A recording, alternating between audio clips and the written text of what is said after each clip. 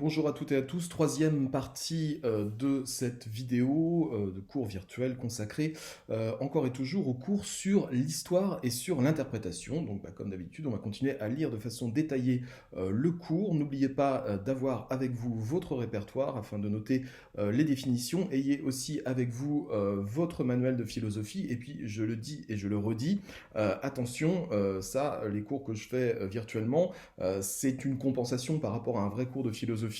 Cultivez-vous philosophiquement, c'est-à-dire que je vous encourage vivement à aller voir bien ce qui se passe dans votre manuel, à lire des textes qui ne sont pas forcément des textes qui sont au programme, enfin du moins que j'inclus dans mon propre programme, dans mon propre chapitre de philosophie. Pourquoi pas, vous aussi, de votre côté, me proposer des travaux que vous allez faire. Je prends un exemple, hein, vous pouvez très bien prendre dans votre manuel un des textes consacrés à ce chapitre sur l'histoire, et puis, travailler sur les questions, puisque vous avez remarqué que dans votre manuel, vous avez des questions chaque fois qu'il y a un texte de philosophie qui est proposé. Moi, ça me ferait très plaisir que vous me disiez, bah voilà, monsieur Brozek, moi j'ai pris mon manuel et puis j'ai travaillé sur tel texte, voilà ce que je propose comme explication, j'ai répondu aux questions, qu'est-ce que vous en pensez, est-ce que vous pouvez me corriger, etc. N'oubliez pas que la philosophie, c'est aussi de l'écriture. Alors moi, je vais vous donner du travail, hein, je suis en train d'organiser ça, du travail pour que vous écriviez à votre tour, mais soyez volontaire dans ces circonstances-là. Utilisez aussi WhatsApp pour me poser des questions, c'est sympa de faire des blagues, etc. Mais bon, ça va un moment. Je pense qu'on va, enfin, vous direz, je suis un peu le premier à les faire. Utilisez aussi WhatsApp pour me poser vraiment des questions sur le cours. C'est aussi extrêmement important. Voilà, recommandations étant faites, les recommandations étant faites, parce que je sais qu'il y en a certains qui me reprennent sur outre, je sais pas quoi. Donc je fais attention à ce que je dis. En tout cas, voilà, c'est parti pour la deuxième partie du cours. Donc troisième vidéo, deuxième partie du cours sur l'histoire et l'interprétation. Cette deuxième partie s'intitule « Le récit historique est malgré tout subjectif ». Petit a, les origines de la discipline historique. Là, on va revenir un petit peu sur l'histoire de l'histoire, c'est-à-dire comment la discipline histoire est apparue dans la Grèce antique. Hein. Il s'agit bien évidemment de la Grèce antique qui a inventé, c'est vrai, beaucoup de choses, ou alors qui a fait semblant d'inventer, mais qui a repris des concepts qui étaient présents ailleurs, notamment en Asie. En tout cas, c'est le cas pour l'histoire. Elle apparaît donc dans la Grèce antique avec deux pères fondateurs qui s'appellent Hérodote et Thucydide. Alors c'est parti pour la lecture, on s'accorde généralement pour dire que l'histoire, en tant que connaissance des événements passés, naît avec Hérodote au 5e siècle avant Jésus-Christ. L'histoire vient remplacer ainsi les mythes ou les légendes qui étaient censés expliquer à peu près tout à l'époque. Hein. Ça, on le sait, on l'a déjà dit. C'est-à-dire qu'on a, vers le 5e siècle avant Jésus-Christ, l'émergence de sciences humaines, de sciences nouvelles, de sciences positives aussi, et qui vont peu à peu remplacer ce qui était connu comme une institution pour expliquer un peu tout ce qui se passait sur Terre, c'est-à-dire les mythes et les légendes. Souvenez-vous qu'à l'époque, la religion avait une importance considérable dans la société, et qu'au niveau de l'histoire, il était hors de question de penser à l'époque que des peuples anciens nous avaient précédés. À l'époque, on considère que la Terre apparaît avec la fécondation de Gaïa par Ouranos, je crois que c'est ça, hein. Non, Gaïa naît de l'accouplement de Ouranos et je ne sais plus qui, à vous de vérifier, pourquoi pas. En tout cas, voilà, tout est explicable sur Terre par le biais des mythes, des dieux et des légendes.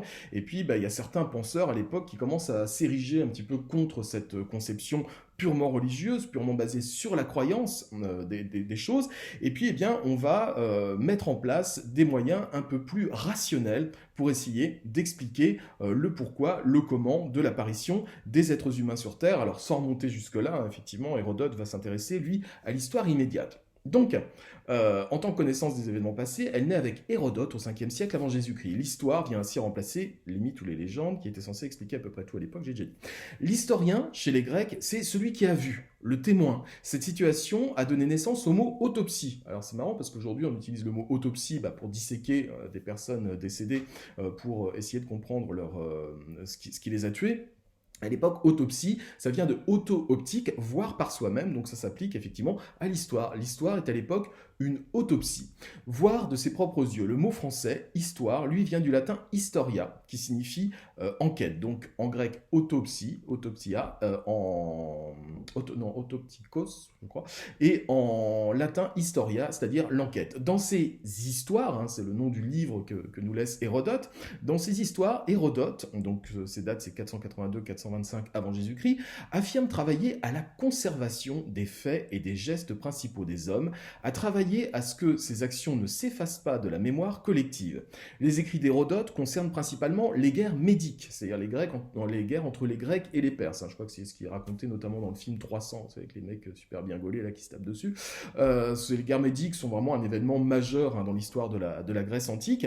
Au souci de conservation, il faut qu'on retienne ce qui s'est passé, il faut qu'on sache ce qui s'est passé, s'ajoute chez lui le désir d'établir les causes des événements en décrivant les mœurs, les institutions, etc. Hérodote se veut extrêmement précis sur son récit historique. Aucune part n'est faite à l'imagination, comme dans les mythes et les légendes par exemple. Donc ça, c'est très important. Hérodote se pose vraiment en véritable scientifique. Il prétend à une scientificité, à une valeur scientifique de l'histoire. Thucydide, donc c'est notre deuxième nom, Thucydide, lui, il vit de 460 à 400 avant Jésus-Christ, c'est le deuxième grand historien. Dans la guerre du Péloponnèse, une autre guerre, il précise la méthode historique en sélectionnant précautionneusement ses sources d'informations, en adoptant un point de vue critique sur elles, en recherchant l'exactitude de la description, en dégageant l'intelligibilité des faits. Ce qu'apporte Thucydide quand il écrit son livre La guerre du Péloponnèse, c'est le fait de croiser les sources. Ça, c'est très important. C'est-à-dire que Thucydide va aller voir non seulement les guerriers grecs, mais il va aussi aller voir les guerriers perses, et enfin les anciens guerriers grecs et les anciens guerriers perses, et il va comparer les deux sources. Comment ont été vus les combats d'un côté, mais aussi de l'autre. C'est ce qu'on appelle aujourd'hui croiser les sources. À ce souci de croiser les sources va s'ajouter ce qu'on pourrait appeler aujourd'hui le fameux QOQCP. Qui, où, quand, comment, pourquoi. L'histoire, à l'époque, se veut une véritable autopsie de ce qui s'est passé, une véritable science exacte par rapport à l'authenticité des faits. Aujourd'hui, si vous ouvrez un livre d'histoire, ce sera forcément un livre qui laissera une petite part à l'imagination, aux qualités littéraires. Je pense à des grands historiens français comme Pierre Combesco ou encore des gens comme... ça y est, j'ai oublié son nom, celui qui a écrit la grande épopée de Napoléon. Il s'agit de... voilà, je ne sais plus. Ah, zut! Eh ben, c'est j'ai un trou, c'est pas grave. En tout cas, ce sont des historiens qui sont aussi des écrivains, c'est-à-dire des gens qui ont de véritables qualités littéraires. À l'époque, c'est pas du tout le cas. Il faut rendre compte le plus précisément possible de ce qui s'est passé. L'imagination, le côté littéraire, on s'en fiche totalement. Contre ce souci de vouloir à tout prix faire entrer l'histoire dans la famille des sciences, Aristote va commencer à se dresser contre ça. En tant que philosophe, Aristote va dire faire de l'histoire une science, c'est totalement impossible parce que pour Aristote, vouloir faire de l'histoire une science, ça consiste à mélanger complètement ce qui est de l'ordre du général et ce qui est de l'ordre du particulier. On va le voir dans le deuxième paragraphe. Aristote critiquera cette prétention à l'objectivité historique. En effet, selon lui, l'histoire ne peut avoir qu'affaire à des événements singuliers. Or, la connaissance, la science, est science de l'universel. Aristote oppose ainsi histoire et science, indiquant que seule la seconde peut avoir une portée explicative en ce qu'elle s'en tient au général. Alors, vous me direz via WhatsApp si je me trompe, mais je crois qu'on avait déjà écrit ensemble dans notre répertoire la quadruple définition de universel, général, particulier, singulier. Faites-moi savoir via WhatsApp si c'est pas fait, et si c'est pas fait, on le fera ensemble lors de la prochaine vidéo.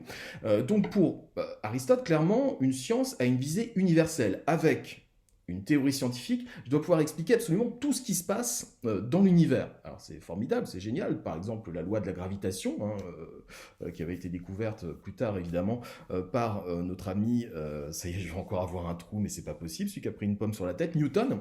Thomas Newton, quand il met en place cette théorie de la gravitation, il vise absolument tous les objets présents dans l'univers. Plus une loi est universelle, plus elle va être valable.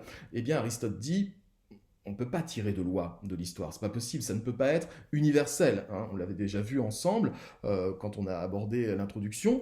Les lois, entre guillemets, de l'histoire ne sont que des lois qui se déroulent une fois. Donc du coup, c'est pas des lois, c'est impossible d'en faire une loi puisque ce sont des faits, et non pas des causes qui donnent toujours les mêmes conséquences, mais des motifs ou des raisons qui donnent des conséquences, mais qui ne se produisent qu'une fois. Pas possible de voir se reproduire l'histoire. Donc impossible pour lui. Aristote oppose ainsi histoire et science, indiquant que seule la seconde peut avoir une portée explicative en ce qu'elle s'en tient au général. Donc aucune chance que l'histoire soit une science à part entière. Notons enfin que l'histoire pour les Grecs, alors ça aussi, hein, c'est un argument anti-scientificité pour l'histoire, notons enfin que l'histoire pour les Grecs est indissociable du destin, qui laisse les hommes impuissants face au cours des choses. Le destin est un concept très puissant chez les Grecs de l'Antiquité. Vous le retrouvez dans toutes les tragédies de l'époque, hein, Antigone, Phèdre, etc. Et cela imprègne toute la culture de l'Antiquité. En gros, ce qu'on dit à l'époque dans l'Antiquité grecque, c'est « mais les hommes n'écrivent pas l'histoire ». Les hommes sont totalement impuissants face à leur propre histoire, puisque c'est le destin ou les dieux qui jouent avec nous. Nous ne sommes que des marionnettes. Donc à quoi bon essayer de comprendre l'histoire pour essayer de prédire ou d'avertir à ce qui va se passer sur ce qui va se passer dans l'avenir, puisque effectivement les dieux ont décidé pour nous. Ils ont décidé de notre histoire personnelle, de notre destin, mais aussi du destin du monde entier. Donc peine perdue, impossible.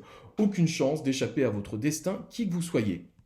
C'est une forme de déterminisme, sauf que le déterminisme, ça s'appuie sur la science, donc là on est plutôt sur du fatalisme. Le fatalisme, c'est croire qu'il y a un destin et qu'on ne peut pas y échapper. Souvenez-vous notamment de l'histoire de Oedipe. Hein. Oedipe roi, c'est celui qui veut à tout prix échapper à son destin, puisqu'un oracle lui a prédit à sa naissance qu'il allait tuer son père et coucher avec sa mère. Les parents d'Oedipe, entendant ça, décident d'envoyer Oedipe dans une autre ville pour qu'il ait une autre éducation, et malheureusement c'est à cause de ça que Oedipe va revenir au pays et ne reconnaissant ni son père ni sa mère, va tomber amoureux de sa propre maman et assassiner son papa. C'est pour ça aujourd'hui qu'on parle de complexe d'Oedipe. Mais bon, il va se crever les yeux, tout va bien. Et le problème, c'est que ce destin est piloté par des forces supérieures, les dieux, qui font ce qu'ils veulent sans se soucier de notre avis. L'histoire est donc incontrôlable et ne nous appartient pas à nous, les humains. Ça, vous pouvez le stabiloter, c'est important de savoir que dans la mentalité de la Grèce antique, eh bien, l'histoire est incontrôlable et ne nous appartient pas à nous, les humains. L'histoire serait donc quelque chose d'inéluctable et de cyclique. Je parlais tout à l'heure de fatalisme, on est en plein dans la définition du fameux fatalisme. Qu'il est donc inutile d'étudier car nous sommes impuissants à la construire, c'est le destin qui a la main sur tout cela. Alors, ça, c'est une conception qui va durer pendant toute l'apogée de l'Empire grec, mais aussi de l'Empire romain, qui va beaucoup s'en inspirer. À partir du moment où les grandes religions monothéistes vont prendre le pas et vont prendre la place de ces anciennes religions païennes, vous allez voir que les choses vont changer et que de cet aspect cyclique, on va faire table rase et on va retrouver un aspect linéaire qui va être bien différent. C'est ce que je raconte dans le petit b de cette deuxième partie. Le sens de l'histoire, cyclique ou linéaire. L'Ancien Testament se démarque de cette conception cyclique, introduisant une image de l'histoire comme processus linéaire. Linéaire, ça veut dire que c'est en ligne droite. Image qui sera essentielle pour la philosophie de l'histoire. En effet, l'histoire du peuple juif, hein, l'Ancien Testament, c'est tout ce qui s'est passé avec Moïse, les grands prophètes, etc. Toute l'histoire du peuple juif se situe entre un commencement, la création, et une fin, le jugement dernier. Donc ça y est, on n'est plus dans un processus qui est cyclique, on est dans un processus où effectivement tout a commencé et puis tout se terminera un jour, et on est sur une histoire effectivement qui est cette fois totalement rectiligne. Donc à partir du moment où le monde devient monothéiste en majorité, c'est-à-dire le judaïsme, c'est-à-dire le christianisme, et puis un petit peu plus tard l'islam, on introduit l'idée que l'histoire progresse sans cesse et va vers une fin, c'est-à-dire un objectif. Une fin, c'est pas forcément la fin du monde, il n'y a plus rien après. Une fin, ça peut être aussi en philosophie un objectif, ce vers quoi on s'oriente petit à petit. Cela se précise avec la conception chrétienne. Donc là, on va mettre le focus sur le christianisme. Pour saint Augustin, grand philosophe du IVe siècle après Jésus-Christ, pour saint Augustin, ce qui seul peut donner un sens à l'histoire humaine, terrestre, c'est l'histoire sainte. C'est-à-dire que saint Augustin, on peut rappeler rapidement sa bio, dans la première partie de sa vie, saint Augustin, c'est un homme très débauché. Il aime faire la fête, il aime l'alcool, il aime les femmes, il aime tout ça. Et puis, un jour, au milieu de cette vie totalement débauchée, saint Augustin, qui commence à s'interroger, à se poser des questions sur le sens profond de tout ça, se retrouve dans une chambre d'hôtel à Hippone, me semble-t-il, en Italie, et puis il y a une espèce de miracle qui se passe, c'est ce qu'il raconte dans ses confessions. Un coup de vent qui passe par la fenêtre ouvre une Bible qui est posée sur le lit de cette chambre. On suppose que cette Bible venait faire là, mais enfin en tout cas, cette Bible. Et le vent tourne les pages et saint Augustin regarde là où le vent a ouvert les pages de la Bible et c'est là où il est écrit « Repens-toi et le ciel te pardonnera ». Et là où saint Augustin tombe à genoux, il a une illumination divine, il décide de consacrer le reste de sa vie à Dieu et à la théologie. La théologie, c'est l'étude de Dieu. Donc saint Augustin devient un homme très fortement fortement imprégné par la religion, très fortement imprégné par le christianisme, ce qui fait que ces écrits seront évidemment des écrits assez prosélytes pour le christianisme. Et donc Saint-Augustin, ce qui pour lui seul peut donner un sens à l'histoire humaine terrestre, c'est l'histoire sainte, évidemment, puisque pour lui, c'est Dieu qui gère tout. Pardon, excusez-moi. C'est elle qu'il faut étudier en priorité, car c'est elle qui donne un sens à notre vie. C'est la providence divine, auteur de l'histoire, qui conduit le monde. L'histoire de celle-ci s'explique donc en référence au grand moment de l'histoire sainte.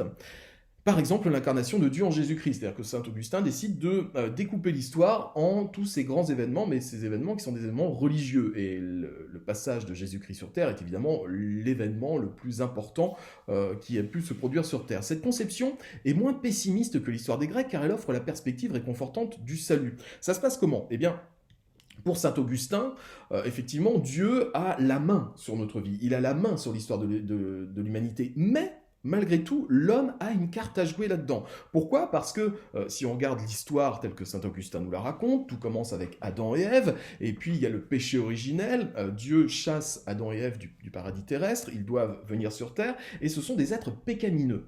Pécamineux, ça veut dire qu'ils sont porteurs du péché originel. Nous avons tous en nous cette blessure, cette faille intime qui est celle du péché originel. Mais par notre comportement, par nos actions, comme saint Augustin l'a fait dans sa chambre d'hôtel avec sa Bible ouverte, nous pouvons nous racheter. C'est-à-dire qu'il y a une perspective du salut. Dieu peut nous pardonner. Il jugera à la fin de l'histoire les bons et les mauvais, les gentils et les méchants à travers ce fameux jugement dernier dans la plaine d'Armageddon. Donc ça veut dire que, effectivement, contrairement aux Grecs qui nous disent mais nous ne sommes que les marionnettes du destin, finalement on n'a aucun rôle à jouer, les choses se répètent cycliquement et il y a une espèce de malédiction qui pèse sur nous. Si les dieux ont décidé qu'on aurait une vie pitoyable et qu'on mourrait à tel âge, on n'a strictement on n'a pas la main là-dessus. Les chrétiens, eux, considèrent que nous avons un rôle à jouer, que l'homme, l'être humain, est malgré tout actif, puisqu'il peut être sauvé. C'est ce qu'on appelle le salut ou la providence. J'arrête de me regarder et de me recoiffer sans arrêt. Quel narcissique. Donc, voilà, l'histoire des Grecs, donc ça dont je parlais, la perspective réconfortante du salut. La providence divine est une force bienveillante, ce qui change des Grecs où effectivement les dieux n'étaient pas particulièrement bienveillants pour nous. Alors je vous ai mis une citation de saint Augustin qui est un petit peu longue, donc vous n'êtes pas obligé de la retenir entièrement, mais retenez bien la philosophie de saint Augustin vis-à-vis de l'histoire qui va totalement bouleverser la donne en ce qui concerne l'écriture de l'histoire humaine. Voilà ce que dit saint Augustin, la providence divine qui conduit admirablement toutes choses gouverne la suite des générations humaines depuis Adam jusqu'à la fin des siècles comme un seul homme qui, de l'enfance à la vieillesse, poursuit sa carrière dans le temps en passant par tous les âges. Nous sommes donc toujours sur un processus linéaire, rectiligne. Selon cette conception chrétienne, j'explique un petit peu ce que je viens de dire, les humains débarquent sur Terre porteurs d'un gros péché, le fameux péché originel, Adam et Ève et la Golden Maudite. Toute notre histoire est alors une conquête de la rédemption par rapport à ce péché originel. Il y a donc évolution de l'histoire, progressive, jusqu'au jugement dernier. Ce qu'on peut remarquer dans cette conception de l'histoire, c'est que les hommes, même s'ils ont un rôle actif à jouer dans leur rédemption, ne sont pas complètement aux commandes de l'histoire. C'est Dieu qui décidera toujours pour nous des événements majeurs et de la date du jugement dernier. Mais ce qui s'y passera, est-ce qu'on sera sauvé ou est-ce qu'on sera damné, condamné? C'est à nous de jouer cette carte-là qui est tout de même malgré tout importante. Voilà pour le cours d'aujourd'hui. Combien j'ai fait? 18 minutes. Bon, on peut peut-être essayer de faire la troisième partie, après tout, pourquoi pas. On va juste lire jusqu'à Kant. Non, bah non, ça va servir à rien, puisque je vous ferai très rapidement une deuxième vidéo avec donc la troisième partie du cours. Surveillez dans les heures qui viennent votre messagerie sur École Directe, puisque je vais vous donner un travail à faire. Ce sera le travail sur l'œuvre intégrale. Je vous enverrai les questions et puis ce sera à vous de faire des recherches et de faire ce dossier. C'est l'occasion ou jamais, puisque nous sommes tous confinés, de lire un petit peu de philosophie. Je donnerai les instructions. Si vous n'avez pas pu acheter le livre, c'est pas très grave, vous pouvez le trouver en PDF sur Internet. Nous sommes sauvés, tout va bien. À très bientôt pour une nouvelle vidéo.